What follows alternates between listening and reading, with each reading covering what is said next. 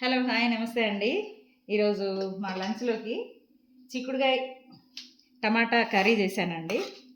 ఇగో చూడండి, చాలా బాగుంటుంది ఇది. అంటే బాగా చారులాగా చేయలేదు, దగ్గరికి చేశాను కొంచెము. చాలా టేస్టీగా ఉంటుంది. కొంచెం గరం మసాలా పౌడర్ వేస్తే ఇంకా బాగుంటుంది, ఎన్విలాగా. ఇందులో నేను చివరిలో కొంచెం కొత్తిమీర వేస్తున్నాను. కొత్తిమీర వేసేసి పట్టేస్తే ఇంకా చాలా బాగుంటుందండి ఇది. మీరు కూడా చేస్తారు చిక్కుడుకాయ కర్రీ, చిక్కుడుకాయ టమాటా కర్రీ.